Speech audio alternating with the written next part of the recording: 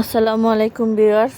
আজকে আমি আমার গার্ডেনে চলে এসেছি এই সবজি উঠানোর জন্য। করলাগুলো আমি ছিঁড়ে নেব, কারণ এখন ঠান্ডা পড়ে গেছে, গাছগুলো কিছু মরে যাচ্ছে, যে লাল হয়ে গেছে দেখতে পাচ্ছেন। তবে এখনও কিন্তু অনেক করলা আছে, যে হচ্ছে ছোট ছোট, জানি না এগুলো বড় হবে কিনা। আর এই যে অনেক সিমের ফুল এসেছে, আরও সিম হবে এই দিকটাতে। এই যে অনেক অনেক আরও সিমের আগাগুলো বেশ মোটা তাজা হয়ে উঠছে। এই যে এই দিকটাতেও। তো আজকে আমি করলাগুলো পেরে নিব। এই যে দেখেন কোথায় এসে করলাগুলো হয়ে আছে, একদম মাটির সাথে। তা আমি এখন এগুলো কেটে নেই, ভাবলাম আপনাদের সাথে শেয়ার করি। মাশাআল্লাহ, এবার আমি অনেক বেশি এই ভালো করলা পেয়েছি। এই যে দেখেন এক একটা করলা, এই যে। আর এই যে দিক থেকে আমি আরও একটা ছিঁড়েছি, এই যে। তো এইদিকে আরও আছে, এই যে দেখুন মরিচ গাছে করলা হয়ে আছে। তো এইগুলোকে আমি এখন ছিঁড়ে নিব।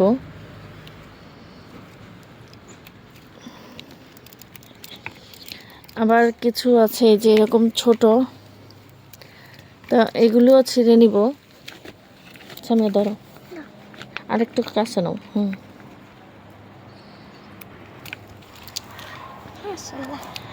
আর এই যে মরিচ, এইমাত্র আমি 4-5টা মরিচ পেকেছিল, তো সেগুলো ছিঁড়ে আমি ডিপে রেখে দিয়েছি, রেখে তারপরে আসছি।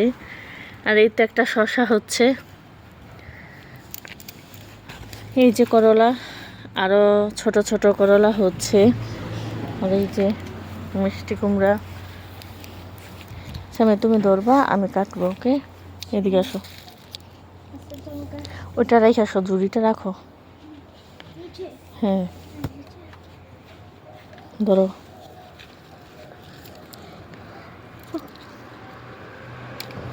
ওকে, এইগুলো এখনো ছোট, এগুলো থাক, এগুলো আরো বড় হবে। আমি গতকালকে একজনকে দিয়েছি এখান থেকে করলা। এই যে এদিকে হয়ে আছে আরো বিশাল সাইজের 2টা। সামনে দিক দিয়ে আসো।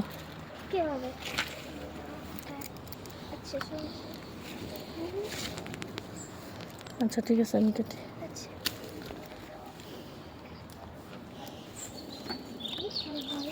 অনেক বড় বড় করলা, এগুলোকে কেটে তারপরে আমি ডিপ করে রাখবো। তো ওই সেটে আবার যেতে হবে। এই তো দেখেন চলে এসেছি।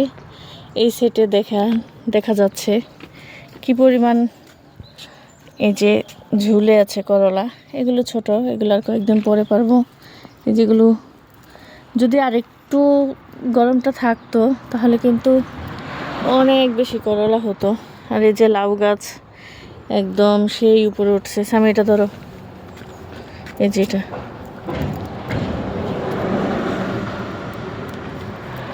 ওকে, এদিকে এই যে ছোট ছোট আরও হচ্ছে করলা। আলহামদুলিল্লাহ, এবার অনেক অনেক করলা হয়েছে। আমি অনেক করলা ফ্রোজেন করেছি, তারপরে আমি আত্মীয় স্বজনকেও দিয়েছি যারা করলা পছন্দ করে। এই যে লাউ গাছ, এই যে লাউয়ের করা হচ্ছে, যদিও লাউ গাছগুলো এখন মরে যাবে, এগুলো সব খেয়ে ফেলতে হবে। এই যে এদিকটাতে হচ্ছে করলা, প্রচুর পরিমাণে করলা হচ্ছে, কি বলবো, এত এত করলা হচ্ছে। এই যে কোথায় চলে এসেছে করলা, এটা তো আমি, এই তো কোথায় কোথায় করলার ডগা চলে এসেছে দেখেন। একদম ওইদিকে চলে যাচ্ছে, ওইখানে যেও হচ্ছে করলার ছোট ছাড়ছে। আর এই যে সিম, প্রচুর পরিমাণে সিমের ফুল আসতেছে, প্রচুর। কি বলবো, মানে এখন তো শীত চলে এসেছে, আর এখন যে এত পরিমাণে সিমের ফুল আসতেছে। যদিও এর আগেও আমরা সিম খেয়েছি, অনেক সিম খেয়েছি এখান থেকে।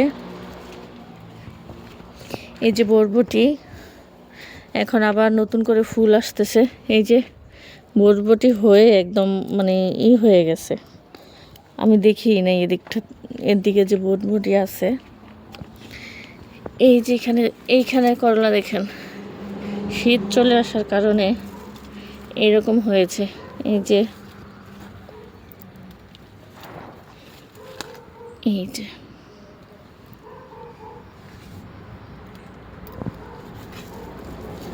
আর এই যে হচ্ছে শসা গাছের আগাটা। আর এই শসাটা যে থাকবে সেটা তো ভাবতেই পারিনি।